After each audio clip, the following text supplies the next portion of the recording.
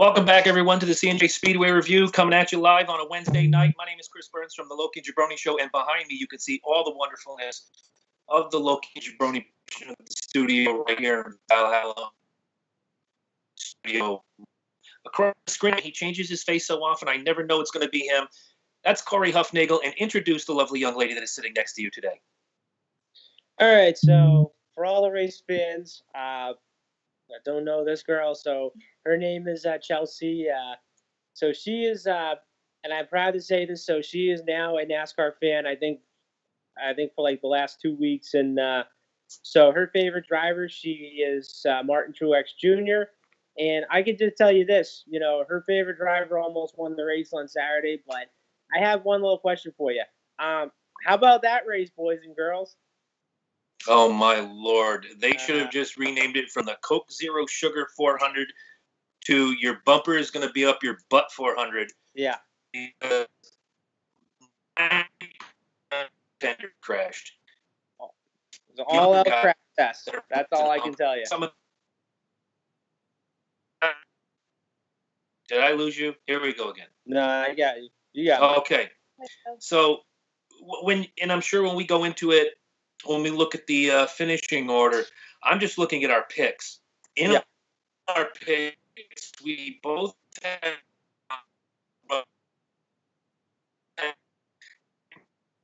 guys that are way on 2.5 mile track and speed.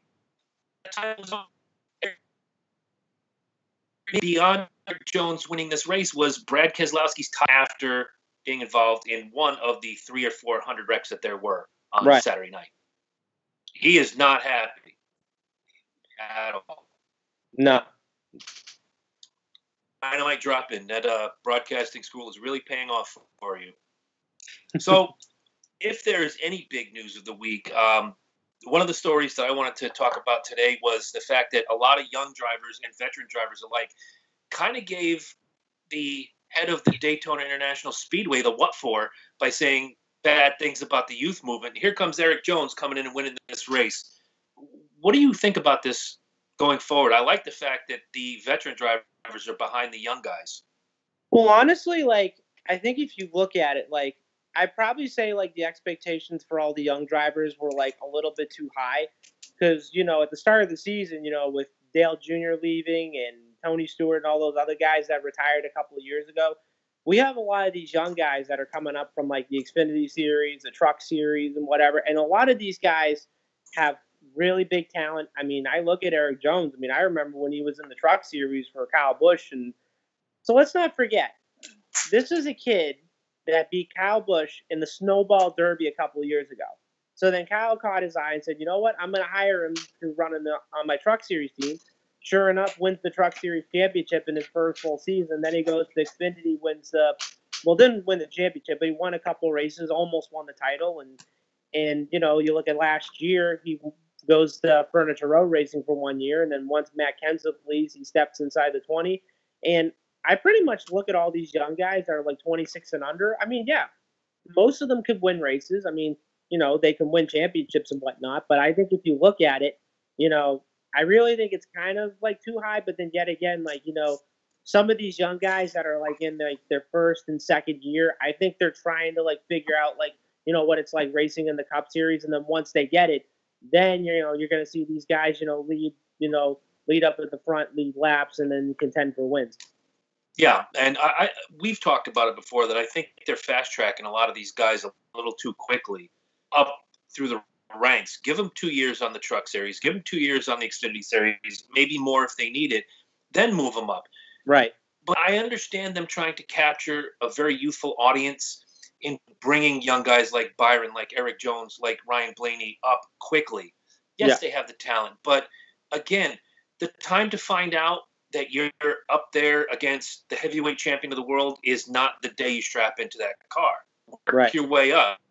Like we talk about with the Xfinity Series and the Truck Series, when the Kyle Busches, when the Brad Keselowskis, when the Kevin Harvicks go lower to the Xfinity, to the trucks, that's the time to see, okay, we're in semi-equal equipment. Let's see if I can beat this guy.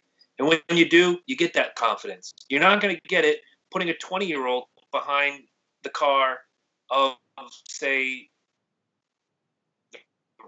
retired Dale Earnhardt Jr. and you're a young 20-something-year-old guy like Alex Bowman, it doesn't help. Yes, you have all the great equipment that don't have seasoned experience.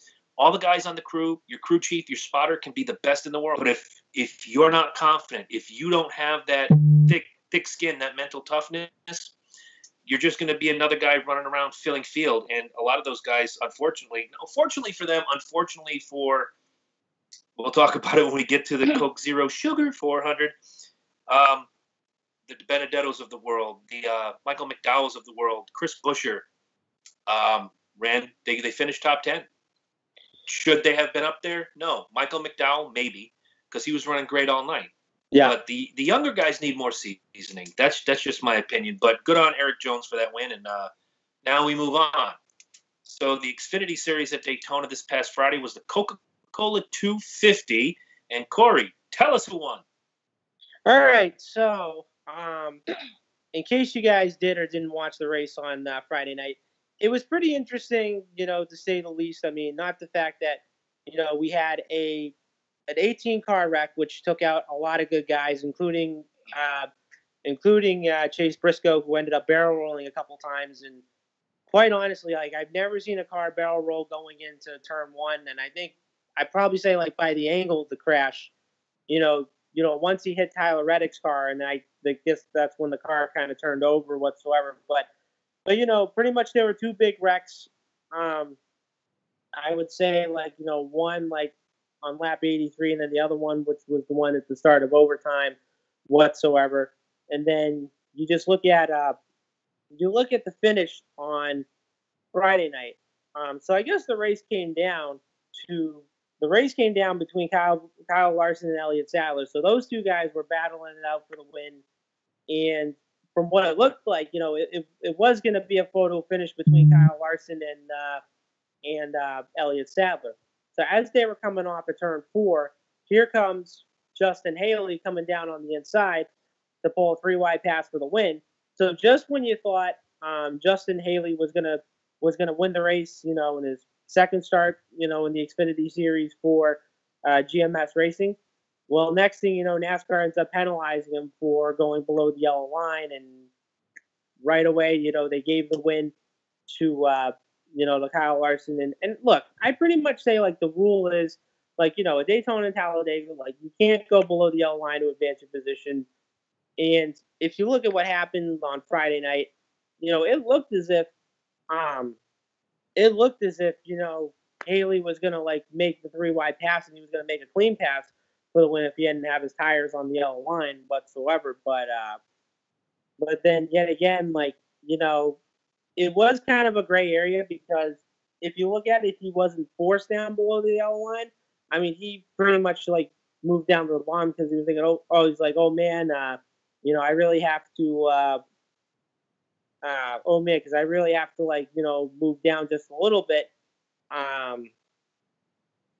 We have to move down just a little bit, just so that, I don't get pinched down or whatever. I mean, because honestly, I could just say this, like, he had plenty of room whatsoever. I mean, if he hadn't had his tires on the line, but yeah, I mean, it was a gray area. I mean, I know his tires were on there, but he wasn't forced down. But it was just, pretty much the rule. So, but then yet again, like, NASCAR makes the judgment call. I mean, and some guy said, like, we had to, like, one person said, oh, we should get rid of the yellow line rule, and then that ought to weigh.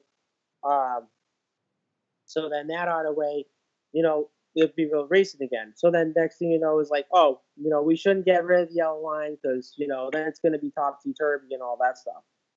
But, yeah. So anyways, I think we just lost Chris. So I'm trying to. Yeah. I think probably. So now we just have to figure out, like, what's going on with this. So. And, what did you think about the race on Friday? I just have to say, wow. Yeah. Because of the crashes that went on. Right. And then that whole thing with the yellow line, at first I thought he didn't go over, and then I took another look, and he ended up going over the line. Yeah. Which I bet that was like devastating for Haley. For Haley. Yeah. And it's just, but I'm also glad that Kyle Larson won because he's done pretty good this season. But then if you look at it, like, you know, honestly, like, in my pretty much personal opinion, like, you know, I like how the Cup guys, you know, are coming down and, you know, racing in the Xfinity series, but then yet again, like, I just don't like it. I just don't like the fact that, you know, that they're winning, like, most of the races and so forth, because then, like, that pretty much brings up the whole discussion of, you know, oh, how come all these Cup guys are coming in, they're winning all the races, they're taking the prize money, the trophy, and everything else, and, you know, and that's how NASCAR came up with that rule. At first, they said, well, we're going to, you know, we'll do one series, you know, to run for a championship, but then yet again, you know, that didn't work out. So then they said, okay, you know, now we have to place a rule on how many races, you know, these Cup guys, you know, can pretty much run, you know, most of the time. And now it's 7 in Xfinity and then 5 in the Truck Series whatsoever. But going back to the yellow line rule. So this rule was invented, I think, back in like 2001. And I want to say it was right around the time, I think it was like right after like Dale Earnhardt got killed, you know, and then right after like the first race of Talladega and so forth. Yeah. And let's face it, there's been times where, you know, drivers have got penalized for going over the yellow line. I mean, I can remember one time back in 2008 at Talladega where Tony Stewart was leading, and it was back then, you know, DEI with Regan Smith and Paul Menard that were like trailing behind and so forth.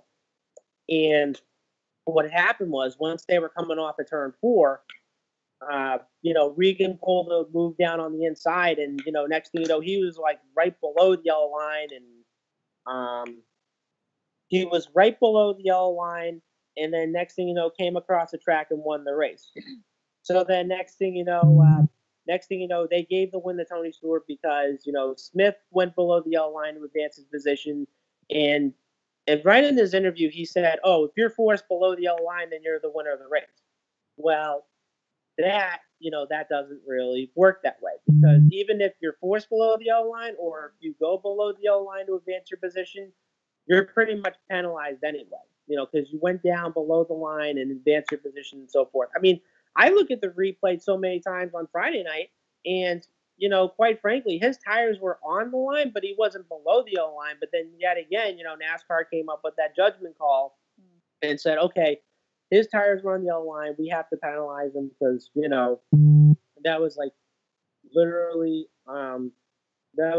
like a tough call to make on NASCAR standpoint. But then yet again, like, you know, I'd say there were 2 guys that kind of got robbed on this deal, which were Justin Haley and Elliott Sadler.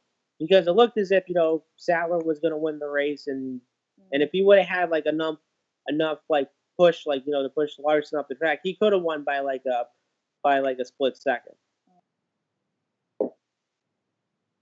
But then other than that, you know, yeah, not only Larson won the race, but then he ended up winning the first 2 stages. And then, like I said, you know, 18 cars got caught up on lap 83. That took out a lot of good guys, including Cindric, that barrel rolled. Luckily, he was okay though. And then another, yeah, and then another big wreck, which happened like right before like the start of overtime, which took out, you know, Cole Custer and a lot of other good guys. Well, some of like the mid-pack guys, like if you think about it. But the Xfinity Series ran on Friday night. It was the Corey. It is with great honor that I allow you to tell the folks and what happened. All right, so the race on Friday night was won by none other than Kyle Larson. Is nothing going on? Yeah. And can you hear me? I can hear you. Okay, so right. If that didn't happen, it wouldn't be our show. Right. So anyway. Go ahead. All right. So anyway, so the race was won by none other than Kyle Larson. Won all 3 stages, and I'd probably say like this race, probably wasn't interesting until, let's say, like the third stage when there was an 18 car crash that took out a lot of good guys, including Austin Cindric, who barrel rolled going into turn one. Fortunately, he was okay.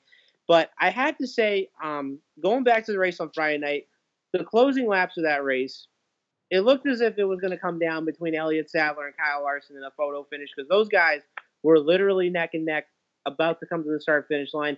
Next thing you know, here comes Justin Haley making a 3-wide pass going to the inside. And just when you think Haley ends up winning the race, well, guess what happened? NASCAR ends up black flagging him for going below the yellow line to advance his position. And they gave the win none other to Kyle Larson because they reviewed the tape whatsoever. And I had to say this, going back to that finish, like I probably watched that a few times this past week.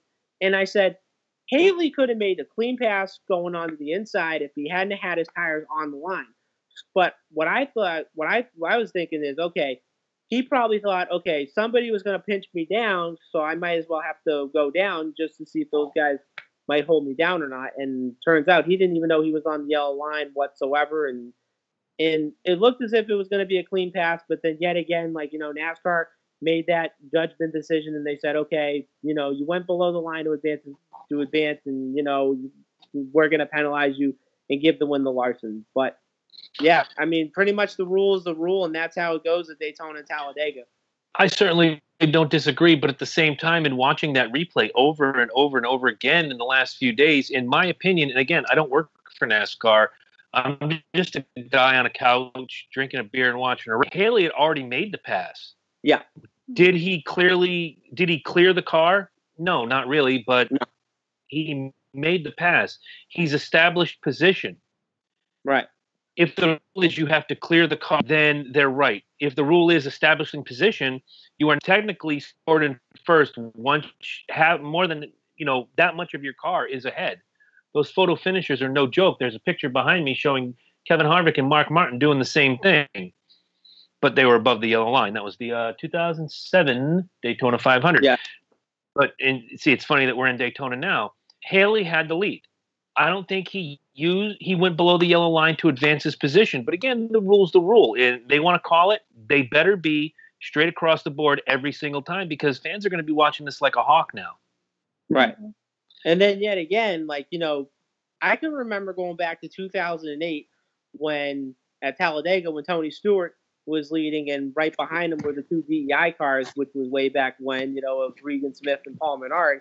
So when they came off at turn 4, Regan not only went down to the bottom, but he was right below the yellow line, literally on the apron, came back up on the track, and then ends up winning the race. And then next thing you know, NASCAR said, oh, we pretty much penalized you because, you went below the yellow line to advance. And from there, Regan was really disgusted with the call and all that. And even he said in his interview, if you're forced below the yellow line, then you're the winner of the race. Well, pretty much, that's technically in NASCAR's view, that's not the rule. Even if you're forced below the line, or if you just go below the line to advance your position, you're going to get penalized either way. But and let's be honest. There's been a couple times at Daytona and Talladega where somebody has got in trouble because they went below the line. You look at back in 2001 in the Pepsi 400 when Tony Stewart went below the yellow line. What happened was he was making a pass, but then next thing you know, Johnny Benson, who was driving the 10 car at the time, forced them down below the yellow line. And then next thing you know, NASCAR said, okay, we penalized Stewart because he went below the line to make a pass. And then in Stewart's case, I was forced down below the yellow line. So, and there's going to be some times where, where that driver's going to make a pass and somebody's forcing them down. And whenever that happens, what do? Because then NASCAR pretty much has to make that call saying, okay, was he forced below the line or did he just go below the line to advance? NASCAR needs to look at everything involved in those situations. When Stewart's forced below the yellow line, he got penalized. Shouldn't have been. Right. Haley went below the yellow line, wasn't forced, but in my opinion, again, I'm just one guy. He'd already made the pass. He'd already established position. If the rule is you have to clear the car, then Haley was wrong. Yeah. I know we're beating this horse to death, but we go back to Daytona in February, and I know that people are going to be watching this over and over again like a hawk. You're going to see that replay at the Xfinity race come February when the season starts. They might have Haley on the show. They might talk to him. They might say, "Hey, Justin, you remember this? Yeah, I remember this. Thanks a lot. You guys are real freaking funny."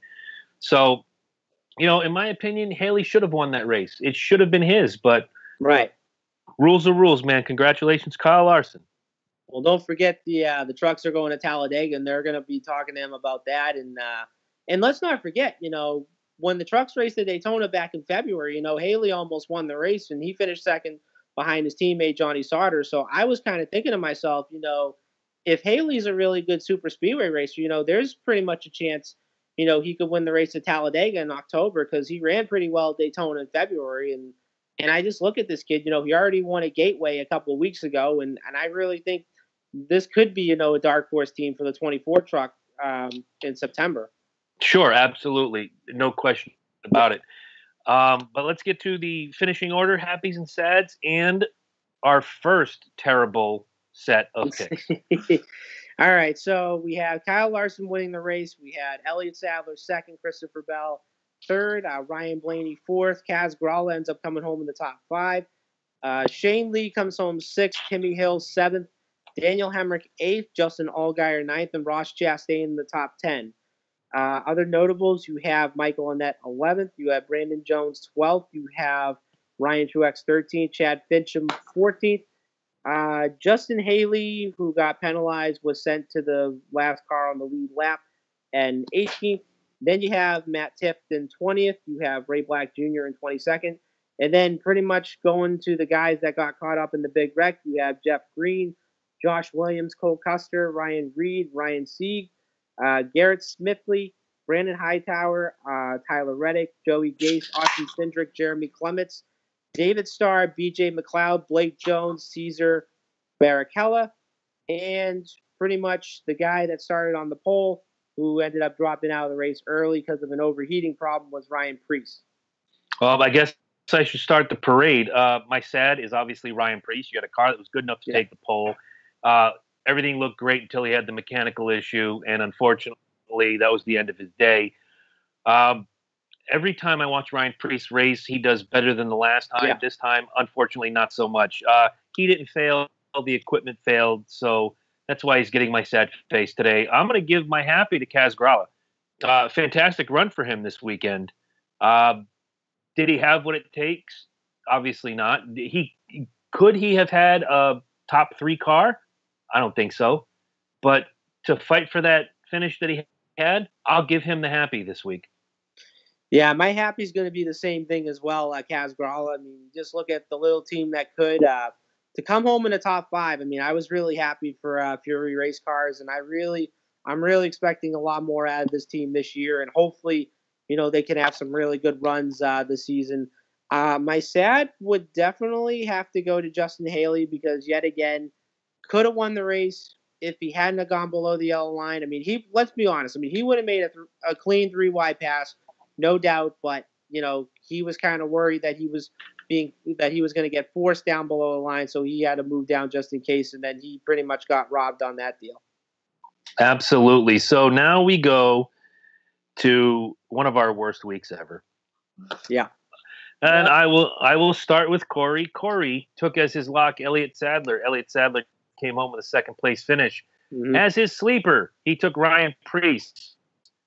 Ryan finished in 39th. You add those up, you get 41. You divide it by 2. And Corey, your average finish for the Xfinity Coca-Cola 250 was 20.5. Not your best outing. No. Now, on the other side, my lock was Cole Custer. Cole Custer limped home in 25th. Christopher Bell was my sleeper. He finished 3rd. You add those up, you get 28. You divide by 2, and I got a 14. Not my best either, but good enough to take the week in the Xfinity Series. And now we move on to bumper cars, Coke Zero, Sugar 400, the Saturday night crash fest that was. And, Chelsea, you made a really good point, and I want to ask you this question before we go into breaking down the race. Okay. You basically, as a new fan, you see this Daytona race for the first time under the lights Saturday night. In my opinion, every race should be at night, but I'm just one guy. No, I kind of agree with that too, to be honest. Absolutely. It goes back to your local short tracks and whatever. Yeah. Everybody runs at night. Obviously, speeds were hitting upwards of 205 at certain points, but again, the crashes kind of take away. Your comment to us before we went live was, I've never seen one stage take so long. As a first-time Daytona viewer, what was your experience like? I honestly was just surprised how it even started, because it was just like, just one car just like hit the other one, and then all of a sudden it was just like all these crashes that happened, all the sparks flying, and people just going off the road. I was just like, my hands were up like to my head, like, why? This is shocking to me. Yeah. And even the other crash too, I was like, what in the world? And I'm like, this is really long. Yeah, the insanity that is Daytona, and not quite the craziest Daytona, but the craziest stage I may have ever seen. Oh yes. Since stage racing took place last year. Oh my Lord, took forever, like you said, and boy, it looked like it was going to be a Ricky Stenhouse kind of day, but when it was all said and done, first-time winner Erik Jones walks away with the victory. Corey, your takeaways from this?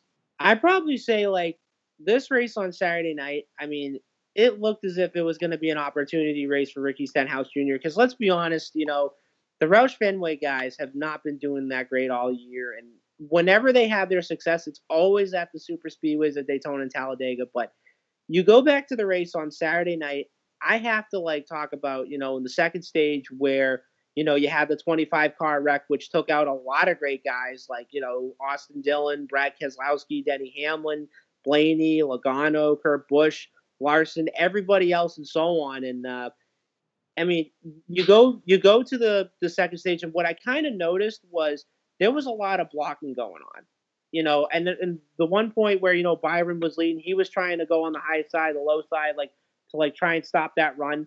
I kind of thought to myself, you know, okay, guys, I understand, you know, you have the first two stages, which of course you got to be in the top 10 to get a playoff point whatsoever. But guys, this is lap 43, and everybody's racing like it's 10 laps to go, and, you know, they're all fighting for position, everything else, and so forth. So as they were coming down the backstretch, I noticed Byron, you know, blocked the whole bottom whatsoever. And then Brad, you know, I pretty much saw, you know, he lifted the throttle. And then once he lifted the throttle, that was when Stenhouse got him in the right rear quarter panel. And then next thing you know, he spins, Kurt Busch spins, and then everyone else starts checking up. And then that's when the whole carnage ended up, you know, taking out a lot of great guys. And but the one thing I really wanted to point out on was Brad Keselowski's interview. What he said on the NBC, guys, he said, you know, oh, I'm all right. You know, Ricky tried to come up, you know, and have that run whatsoever, and I tried to come up and block, but it was too late. And, you know, I'm sick and tired of people blocking, and, you know, we'll go to Talladega and I'll spin somebody out, you know, for anybody who's blocking again and so forth. But honestly, like, I'd have to say this, like, you know, he shouldn't have had a microphone, like, in the first place, because there were a lot of guys that were ticked off, you know, for getting caught up in a big wreck whatsoever. Not to mention, like, you know, there were guys that were not too happy with Stenhouse for not only causing the 25-car wreck, but then yet again, he caused the other big wreck where Kyle Busch and Byron were going to be racing side by side for the lead, and he tried to come up on Kyle's quarter panel. And the next thing you know, those guys spun and then collected like 7 more cars. So I'm thinking to myself, you know, I understand that, you know, Stenhouse is an aggressive racer and he wants to win a race, you know, to get himself in the playoffs. But let's be honest, you can't win the race on lap 1, and you can't be that aggressive if you're going to win the race. No, and going back to your point, Keselowski took the Kyle Busch route. Kyle Busch took the Keselowski route. Usually when Brad K gets into a wreck, he's like, oh, yeah, you know, we go on to next week. Everything's good. It's Daytona racing, what have you. Right. He didn't. He went the Kyle Busch route, which, let's be honest, like you said, Stenhouse wasn't making any friends out there. No. And I know the point is win the race. But when you cause one wreck and then you cause another wreck, eventually karma came and bit him on his hind end because he ended up wrecking. Doesn't make any difference. Stenhouse was the beginning and end of 2 wrecks. But when Kyle wrecked and they put the microphone in his face, he's like, you know what? It's Daytona racing. We come back next week. We're going to do it again, and we'll go to Kentucky, and everything's going to be great. Right. I sat there in shock for just a minute. I'm like, who are you, and what have you done with Kyle Busch? I expected to hear F this and kiss my stuff and stick it down your mouth, and it didn't happen. It just did not happen. He was Diplomat Jones at the end of that race, and, well, at the end of his night anyway. But I can't say I disagree with Brad. It's not the first time it's happened to him. It's not the second time. By my count, it's the 5th time on a super speedway that he's gotten caught up with an aggressive racer who tries to throw a block and his car ends up mangled. Right. I'd be mad too. So I can't say that I disagree with Brad Keselowski on this one. We'll talk more about that when we go into Kentucky. But for right now, if you want to give us the running order, and then we will go to disappointment picks number 2. So anyways, Erik Jones ends up getting his first career win. And then Martin Truex Jr. finishes second, A.J. Allmendinger third, Casey Kane fourth. Chris Buescher rounds out the top 5. Then you got Ty Dillon 6th, Matt DiBenedetto 7th, Ryan Newman 8th, Austin Dillon 9th, and Alex Bowman rounds out the top 10. Other notables, you have Jeffrey Earnhardt 11th, Brendan Gaughan 12th, DJ Kennington 13th, Bubba Wallace 14th, David Reagan 15th, Ricky Stenhouse Jr. 17th. And then the guys who got caught up in the big wreck, you have Kevin Harvick, Trevor Bayne, Ross Chastain, Clint Bowyer, Jimmy Johnson, Joey Gase, Michael McDowell, Eric Almirola, Kyle Larson, Jamie McMurray, Corey LaJoie, William Byron, Kyle Busch, Chase Elliott, Daniel Suarez, Brad Keselowski, Kurt Busch, Denny Hamlin, Joey Logano, and Ryan Blaney. All right. Well, I'm going to let you start off with your happy and sad, and then we'll go to mine. We can break down the picks. I would love to talk about the standings because Erik Jones just throws a new wrinkle into this entire conversation. All right. So my happy on this one, I'm going to go with Matt DiBenedetto. Another, the little team that could, for our Guido. And honestly, I'm really happy that he came home 7th after starting 31st. And he's another guy that, missed the big wrecks early and, comes home with a top 10 finish. So I was really happy about that. My sad on this one would definitely have to go to Jimmy Johnson because, he was leading for 1 point. And then one other point that I wanted to share during the race. So if you guys remember when Jimmy Johnson got penalized for pitting outside the pit box, so this is what happened. So you look at the pit box, everything's normal, change tires, boom, you think it's all fine. So the reason how the 48 got caught was if you looked at when he started to accelerate, the fuel can guy was still fueling the car as he was going. So the NASCAR says, oh, you pitted outside the box. He's still fueling the car. Boom, penalty. So that's pretty much how, Johnson got penalized for pitting outside the box. So if anybody, kind of agrees or disagree with that call, that goes on 2 people. Yeah. That goes on the crew chief, who is the eyes and ears and tells him, go, go, go. It is also on the jack man, who may or may not have let that jack go early before the gas man has a chance to pull the can out. And now you're speeding away and, there's gas man McGee holding on to the thing going, okay, I got to get out of this. I got to get out of this. Bad move all the way around. Wow. I'm going to go. I thought halfway through this race that Michael McDowell was going to get my happy. Yeah. Ran a hell of a race, led 52 laps. Unfortunately, his finish does not reflect how well he ran. But when you see a guy like Erik Jones so happy and so elated and basically doing such a burnout that he can't breathe inside the car, I'm giving it to Erik Jones. My sad, I'm calling it the contender graveyard. Kyle Busch, Kevin Harvick, Brad Keselowski, Joey Logano, Chase Elliott, Jimmy Johnson, and the like, whether it was a crash, mechanical issue, pit road penalty, to watch that many contenders, you could basically look at the points in the top 10 and pick out 1 or 2, maybe 3 of the top 10 that actually finished respectably. The rest of them, crash, penalties, issues, etc. My sad goes to the contender graveyard. Yeah. So, before we get into the point standings, oh my God, what a bad day for both of us. Yeah. I'll start with you, Corey. You had Eric Almirola as your lock. Now, this originally was going to be the swing vote because we both took Eric Almirola in one way, shape, or form. Mm-hmm. He waddles in at 27th. Your sleeper was Chase Elliott, 34th. Your hopeful was Jamie McMurray, 30th. You add those up, you get the absolute worst number that we've ever had in average picks. You came home with a 91. You divide that by 3, and it's 30.33333 on down the line. Oh, Okay. oh, yeah. I mean, at Daytona, we talked. Yeah. Oh, yeah, and we talked about it last week. At Daytona, anything can happen. You can go from first to worst in the blink of an eye, and you go from worst to first in the blink of an eye. Yeah. Speaking of worst, on the other end, here comes some bad picks. I took Kevin Harvick as my lock. He limped home at 19th. I had Eric Almirola as my sleeper. That was the swing vote. 27th. I had Jimmy Johnson as my hopeful. 23. You add those 3 up, you get 69. You divide that by 3. And the worst winning total ever in the history of our show is 23. And that's mine. So, let's take a little bit of Scope mouthwash. Just wig it around just a little bit. Let's wash Daytona out of our mouths, and let's move on to Kentucky, where all 3 series are going to run this weekend. All right. So yes, sir. So do you want me to start off with the trucks? I would love you to. And right. Chelsea, you are making your picks this week. Okay. First ever guest pick ever in the history of ever. Yeah. Woo! All right, so we have the truck race tomorrow night, Thursday, 7:30 on FS1, and of course, if you have the Sirius XM NASCAR radio, it is on channel 90, and the guys that'll be calling the race will be MRN. The voice of NASCAR. Never gets old. It will never get old. So you know what? Do me a favor. If I, unfortunately, in the time we do this show, ever meet my demise, I just want you to walk by the casket and just whisper like the voice of NASCAR and walk away. I'd love to do that.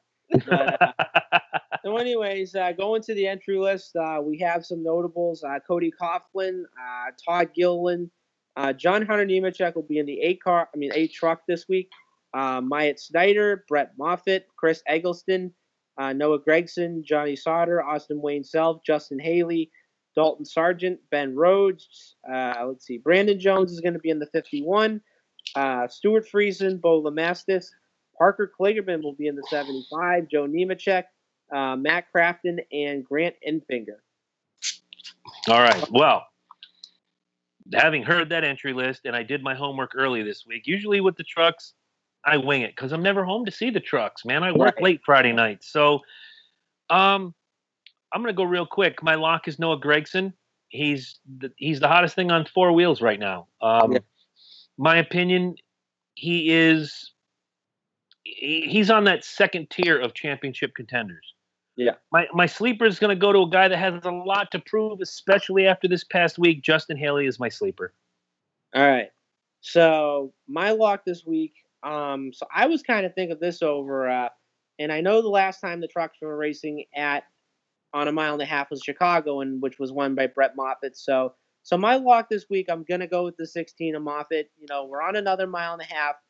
I really think, this team could go back to back, winning races this week. And let's not forget, Brett Moffitt has another sponsor for the race at Eldora next Wednesday. Nice. Which will be sponsoring iRacing.com. So hopefully, if a big sponsor out there that is listening, please, as I said again, sponsor this truck. They have a lot of hardworking people, that are doing this truck every year and, building, doing engines or so forth. And, they've won 3 races so far. Guys, get them a sponsor and just do us all a favor. My sleeper, I'm going to go with Stuart Friesen. I really think this is going to be the weekend or this week, tomorrow, that he's going to win a race. And like I said, here's another guy that's been pretty good on the mile and a half this year.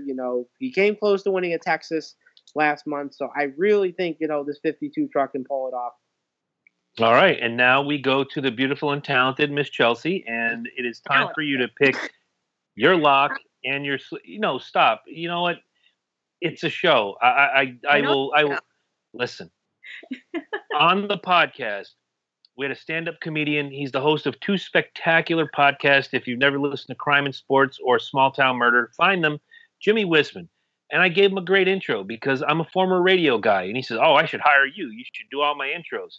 I'm making you a superstar right now. Ladies and gentlemen, the lovely and talented 99-cent Big Gulp Queen is about to give her lock and her sleeper. Okay, so my lock this week. I would have to say Brett Moffitt after last week. I am actually truly glad he won, and especially since he didn't have a sponsor. But now since I heard he has one, it's really good now that he has one. And then my sleeper. Goodness. Bob Backlund. I'll go with that then. Hold on. Hold on. That's Bob's former professional wrestler. Don't go with him. Oh, that's cool. So yes. Now pick a race car driver. A race car driver? Yeah. So like sleeper wise. Sleeper wise? Yeah. Boy.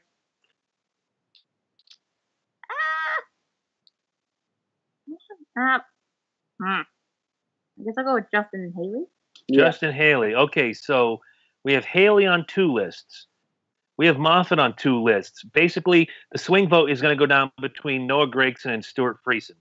So this is going to be real interesting going forward this week when the Truck Series rolls into Kentucky tomorrow night. Now, we move on. The Xfinity Series is running on Friday night. Yeah. Let's talk about that. All right, so the race will be on Friday night, 8 o'clock Eastern Time on NBCSN. You can stream the race on the NBC Sports app, free to download. And the guys that'll be calling the race tomorrow night will be the PRN, the Performance Racing Network. So yeah. So real quick, I'm gonna read the guys that'll be running the Cup. Well, the Cup guys that'll be running tomorrow night. So I'm looking down on the list. Let's see. Ty Dillon's gonna run the 3-car tomorrow. Friday night. I'm sorry. Let's see. Kyle Busch will be in the 18. Then you have Paul Menard in the 22. And looking down, I think that's literally about it. So you're not gonna have. Well, you're only gonna have like the big Cup guy of Kyle Busch, but other than that, notables. You have Cole Custer, Elliott Sadler, Matt Tiff, Michael Annett, Justin Allgaier, Tyler Reddick, Ryan Truex, Austin Cindric will be in the 12. Ryan Reed, Brandon Jones, Christopher Bell, Daniel Hemrick, Spencer Gallagher, who is going to be back in the 23 car for the first time ever since he got suspended indefinitely. Alex LeBay, Ryan Sieg, Jeremy Clements, Ty Majeski will be in the 60 car, and then of course Timmy Hill and Morgan Shepherd. All right. Well, this was a tough one, but much like my Cup picks coming up, I'm going to go with a homer, and then I'm going to go with someone who has a lot to prove. And when I say homer, I'm not exactly a fan of this guy, but again, I tell you guys every single week that anybody who watches this show, I love you to death, but you put Kyle Busch on a lawnmower and he's going to find a way to win. My lock is Kyle Busch. And somebody who has a lot to prove, wow, there's no bigger pick than Spencer Gallagher right now. He's got a lot to prove. He's got a short time to do it. He's not in the championship run, but if he can collect 2, 3, 4 wins on the way out, better for him. Spencer Gallagher, I hope that all of your problems are behind you because I am picking you out of the good faith in my heart. All right. Moving on to the man without a beard, Mr. Corey Huffman. So my my walk would definitely have to go to the Kyle Busch as well because, we already won Pocono about a month ago, and I really think this is going to be one of his tracks where I think he's going to dominate and win the race. And let's not forget, he won Kentucky last year in Xfinity, so hopefully he can back it up this year. My sleeper, I'm going to have to go with Paul Menard. I'm really interested to see what he can do in that 22 car, and and this is going to be one of those guys that I think that could run up at the front. Hopefully he can collect a win sometime soon. Absolutely. And now to our fantastic special guest, Miss Chelsea, with her lock and her sleeper. Okay, so see my Blair Tugman. Pick Blair Tugman. Blair Tugman? That's a wrestler. Oh. No, it's an MMA fighter. Look, that's Blair Tugman right there. Okay. This is fun. I could sit here all the time. Like pick Charlie Benante. Oh. Actually, can I go a little different because I think my lock is gonna be Ryan Truex. Ooh, nice call. It's a good one. That is a good one. I'm a little surprised. I kind of am too. Anyway, And then my sleeper. Trying to think here. Maybe I don't even know. I'm stuck between two. Sorry. Okay. Well, I think either Ross Chastain or Michael Annett. All right. If you had a gun to your head, Chastain or Annette? Chastain. Yeah. Okay, Ross Chastain. Now, you know what's going to suck, Corey? Is What's that that? we do all of this research every single week, and Chelsea, I'm not picking on you whatsoever. Okay. Is Don't worry. if we go through this next week and everything looks up on the up and up, and we do all the tallies, and she wins every race, truck, Xfinity, Cup, I'm just going to throw stuff. I'm going to break stuff. I'm just going to lose my ever-loving hole. But great picks. I like the pick of Ryan Truex. I'll leave it with Corey. Yeah. You're going to do what? I said I'll leave it with Corey, though, and then that way his winnings will be a little better. Right. All right. Well, extra 99-cent big gulp for you, my friend. All right. Go 50-50. 50-50. Fair enough. We'll give Corey half credit if you win. Yes. All right, so moving on. The Cup Series is Saturday night under the lights at Kentucky. Again, another night race. I am so excited, which means, A, I don't have to rush home or rush doing the yard work on Sunday to see the race. And 2, my kid will actually sit down like she did this past weekend and cheer on her favorite, which is Martin Truex Jr. Yep. Woohoo! I'm giving her another shout out because she watches these after the fact. She always asks me, why didn't you say my name? Well, Emma Marie, I'm saying your name. 10 years old, the littlest Martin Truex Jr. fan from his days in the 56 Napa know-how gimmick schnabitzfernum.com. Moving on, let's talk about the Cup race. All right, so the Cup guys are racing Saturday night, 7:30 on NBCSN. You can stream it live on the NBC Sports app. And, of course, PRN, the Performance Racing Network, will be covering the race on Saturday night. So terrible. But anywho, the entry list. So we have Jamie McMurray, we have Brad Keselowski, Austin Dillon, Kevin Harvick, Matt Kenseth will be in the 6 car. Jesse Little is going to be making his Cup debut in the 7. I believe it's for Tommy Baldwin or whoever team that runs now. I believe that is Baldwin, yes. Yeah. And then Chase Elliott, Eric Almirola, Denny Hamlin, Ryan Blaney, Ty Dillon, Clint Boyer, Ricky Stenhouse Jr., Kyle Busch, Daniel Suarez, Erik Jones, Paul Menard, Logano, William Byron, Ryan Newman, Matt DiBenedetto, Michael McDowell, Chris Buescher, David Reagan, Kurt Busch, Kyle Larson, Bubba Wallace, AJ Allmendinger, Jimmy Johnson, Martin Truex Jr., Alex Bowman, Casey Kane. Okay. Now, my picks this week, and I'm throwing you guys a curveball at the end. You guys didn't know this was coming. Boy. Complete surprise Jones on this one. I'm going in order. Homer, momentum, proof. So I'm going with Homer as my pick. Guys, come on. It's Kevin Harvick. Right. Had a lot of success on the 1.5 miles this year. Kentucky, not the greatest at Kentucky, but I think he can do it. And of the big 3 right now, he was the guy that showed me a lot with a damaged race car, moving his way to the front until that accident took him out. My sleeper pick, momentum, Erik Jones. Comes off a win at Daytona. He's got that confidence. He's got that swagger. I'm sure his shoulders are a little higher. His chest is a little more pumped up. Erik Jones is my sleeper pick. My hopeful, a guy that needs to prove himself. And we've talked about him a lot this year on this show, but we need so desperately to see Brad Keselowski get to victory lane this season. He's going to be my hopeful for this race.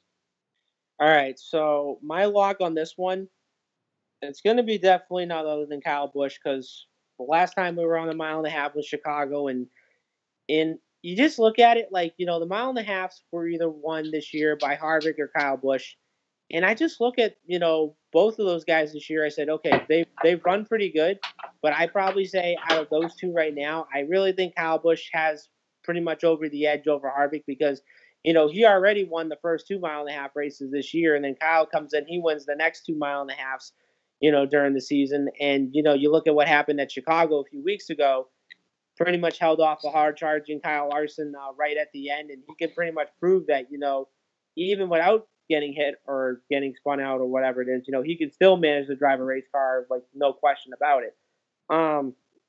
So my sleeper on this one, I'm going to have to go with Kyle Larson because, I look at it, here's a kid where I think he's going to be the next one to go to victory lane sometime this year. And, let's be honest, I mean, he's been running good the last couple of weeks. And, Chicago, he could have won.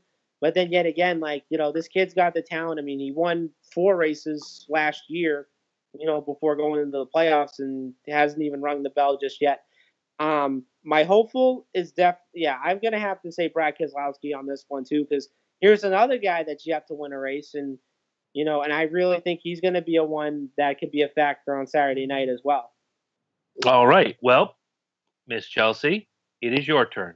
Okay. Let's see here. Can I just say, what's up? Corey is kicking way outside of his coverage by dating you. That's a compliment. Aw. It's only been 2 weeks, but thank you. Yeah. You're welcome. Corey, get a facelift. Next. All right. All right, my lock. Kevin Harvick. Oh, okay. I'll write that down. I would have to say Charlie Benante.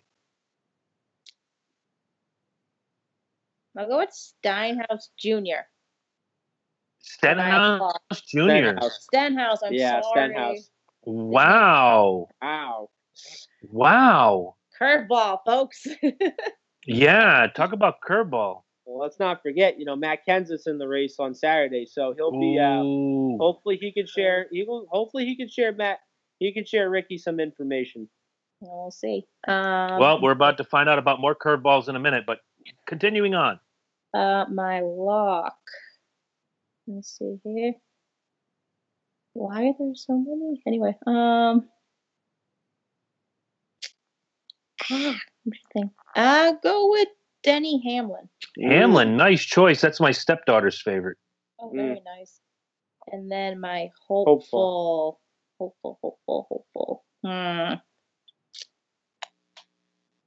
let's see. I can't pick a certain one because Chris, you'll beat my butt. You can pick whoever you want. Oh, I can. You can pick whoever. Yes. Oh, I can. Okay then. Although I really won't because you told me not to. I listened to your advice. No, I said as your favorite driver. These picks are like a mini competition. Yeah. Okay, so picks are mini competitions. You can just pick anyone you want. Now I know. So let's see. I'm gonna do what you did, Chris, last week, and hopefully, Jimmy Johnson. Yeah. Hopefully. All right. Hopefully, Jimmy Johnson. All right, now. So my curveball. All right, I'll buy it. My curveball is we were blessed this week with a bonus panel member in Miss Chelsea. So anytime, if we ever have a guest, this is an executive decision that I sat with the board of directors. We all thought this was a great idea. Corey wasn't involved because whatever. For anytime we have a special guest on the show, we're going to throw in one bonus pick. So we are going to have a 4-car field going forward. And I'm going to start with you, Miss Chelsea. We'll go to Corey, and then we'll go to my bonus pick of the week. Okay. You weren't prepared for this, were you? No, I'm actually surprised Corey didn't tell me. You're welcome. I didn't. He wasn't. He wasn't at the meeting. Oh, that's. I don't know. Anyway, let's see. Man, this is kind of on the spot now, there, Chris. You're darn right. That's what I do. Yeah, this is definitely the. Oops. No, I just did that.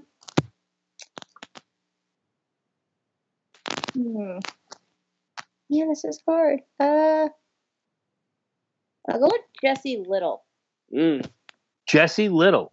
Yes. Yeah. Okay. I like that. Thank you. All right, you're welcome. And now, Corey, your bonus pick for the week. All right, so my bonus pick for this one, I'm going to have to go with Matt Kenseth. Nice. I like it. And my bonus pick for the week, I'm sure it will please two young ladies, one on screen and one upstairs waiting for this episode to drop. Taking Martin Truex Jr. only because I was kind of forced by a young blonde lady to pick Martin Truex Jr. And she will watch this tomorrow and go, "Yeah, you picked my guy. Fantastic." Whatever. She'll definitely be happy. You know, probably more than likely. Question of the week, guys. If you want to get in on question of the week, I looked on YouTube last week. I saw a couple people had something to say. You go to facebook.com, find C&J Speedway Review. That's where I call the answers from. And because of Erik Jones's big week this week and his first ever Cup win, I want to know, and then I'm going to get your two answers and my answer going forward. It's a yes or no question. So I'm making it as simple as humanly possible for everybody. Will there be another first-time winner in 2008? Corey, I'll start with you. I'm probably going to say yes on this one. Okay. I will second that and say yes. See, I went the other way. I'm thinking with the amount of firepower, guys, I'm just looking at some of these names. Busch, Larson, Keselowski, Kenseth, Stenhouse, Hamlin, Johnson, Harvick. Jones is the first-time winner last week.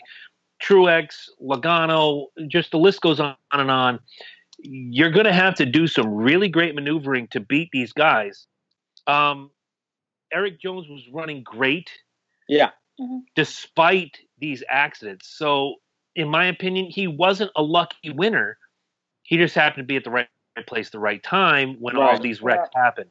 So, my opinion, I think we looked at the only first-time winner we're going to see in 2018. I could be wrong, but we'll find out as the season rolls on. And if I'm wrong, I will certainly stand up and say, "Hey guys, I screwed up. I'm wrong." Right. So, first of all, thank you, Miss Chelsea, after I gave Corey a mouthful of garbage last week for joining us this week. I'm impressed that you've learned so much about NASCAR racing in such a short time, and I look forward to you chiming in on some of these questions. Obviously, you tendered your answer this week live right in front of everybody. But,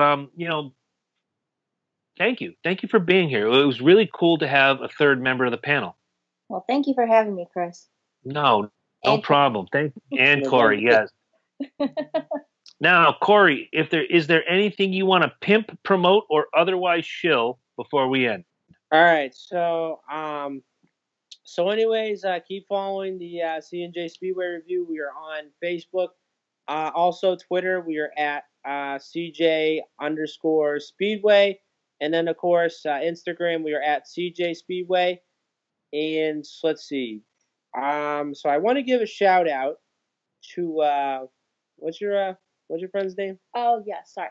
My friend Nick Martell from high school. He I put a photo up of me with the Truex Jr. hat on, and he was shocked that I got into NASCAR. And I said I had the help of this lovely man here, Corey. And then did you say lovely man? Yes, I did, Chris. I had to put it in at one point. So, okay. What was his favorite drivers? Because I think he said it was all like Hendrick or something. I think it was Hendrick or something like that. I wish I remembered. I don't want to look back. But yeah, he pretty much just loves NASCAR, and I told him to watch this show if he was truly in the NASCAR. Yeah. And he was excited about it, and I did share the link today, Chris. So thank you. I do it every week, actually. Well, past 2 weeks since I started watching you guys, and I put it out there today, and I hope he's watching. I will put a little status tomorrow and be like, watch this show. Yeah. So Nick, if you're watching this right now, or if you're not watching this, we want to say welcome, and feel free to chime in on any racing opinions you want. And if I think I'm correct, I think your favorite drivers were from Hendrick. I'm just not really sure, but we just want to say welcome. So anybody else, if you know anybody else who's a racing fan, please spread the word. We want to have new subscribers. and we want to have, people that love the sport, chime in on whatever they can choose. Mhm. Absolutely. Any new people, anybody who's been with us since day one or since today is their day one, we can only do as much as you give us. Without you, there is no us. So Thank you very much for that. Chime in on the question of the week. As for me, I'm going to pimp the biggest, best, brightest, New England's #1 podcast, the Loki and Jabroni Show. Last night we did 13 Reasons Why Season 2, a review by producer Eddie Focus and myself. Loki's on vacation this week, so we couldn't have him here. Past that, dive into some of the old stuff. I know with Corey, it came down to a few weeks ago that he really dove in when we did the Lizzie Borden interview. If you don't know who Lizzie Borden is, look it up. I'm not doing your homework for you. So, tune into the show. I know this show is family friendly. The Loki and Jabroni Show is a little bit more subversive. We're a little bit more vulgar. We dive into things that maybe you don't talk about on a daily basis, but we're going to have some fun. In a couple weeks, we're going to have Jimmy Wisman, stand-up comedian, and the co-host of 2 fantastic podcasts, Crime and Sports and Small Town Murder. He's coming back to do our monthly wrap-up of stupid news stories over the last month. We call it Do You Know What's Effed Up? And he's gonna have a say in the matter. It's going to be fun. Also, go to cafepress.com/Loki and Jabroni. Get your Jabroni t-shirt. Don't get the Loki one. Get the Jabroni t-shirt. Yeah. You'll know when you get there. Brand new shirt just hit. And I'm going to work with Eddie. We're going to try to get a C+J Speedway review t-shirt up on that site. So in the event you go to Dover, you go to New Hampshire, you go to Stafford Motor Speedway, Thompson, whatever. If one of us catches you out there with a C+J Speedway review t-shirt, we're going to come up and we're going to thank you for it. I want one. And, well, as soon as Eddie and I get on the case, we're going to do it. And as a special bonus, I'm going to talk to Eddie when this goes off the air, but I have an idea that I stole from past guest Bruce Pritchard, who, if you've never listened to his podcast, is called Something to Wrestle. He was on our show for the 100th episode last year. If you order a t-shirt starting today, leave your phone number. One of us, myself, Loki, or Eddie. And if we get a C+J Speedway review shirt, Corey, one of us is going to call you personally and thank you for buying these shirts. Because, again, without you, there is no us. So we thrive and survive on your support. So thank you. Thank you so much. Thank you. Thank you. And thank you, Chelsea, for being here. And thank you, Corey, for being, Corey. And thank you guys for watching another week of 2 ridiculous human beings talking about cars veering at 200 miles an hour every single week. We look forward to seeing you next week, where we will talk about Kentucky and break down the race after that, which I believe is New Hampshire Motor Speedway. Coming up in next week. Are you going? Me and Chelsea are going to the Xfinity race on Saturday, so this is going to be our first race. Nice. Enjoy yourself. I'm not going this year. However, Nope. Anyways, hold on, Chris. I gotta charge my phone. It's on like 1%. But keep going. Okay. Well, since I'm not going this year, I'm gonna ask Miss Chelsea that I know you're a big Martin Truex fan now. Yeah. If you could, just like a little fist pump every now and again, just like go Harvick, go Harvick. Oh man, okay, I will. You can do it. Wait, right now. And if the 48 drives by, just throw the thumbs down. I throw another finger, but okay. we're family friendly, so I can't do it. Yes, yeah, no, we don't want that. Nope. Not on this show. Tune in Tuesday night live on Facebook Live to see that particular finger on the Loki and Jabroni Show. Guys, we can't thank you enough for joining us for yet another week. Thank you, Miss Chelsea, for joining us. We will be back next week. You are awesome. I don't know. Did he? You know what? I'm not even going to ask that question because it comes off as rude. You guys, good luck to you guys. God bless. I think this is great. We will talk to you guys next week. Thank you for joining us on the C+J Speedway Review. Good night. Good night.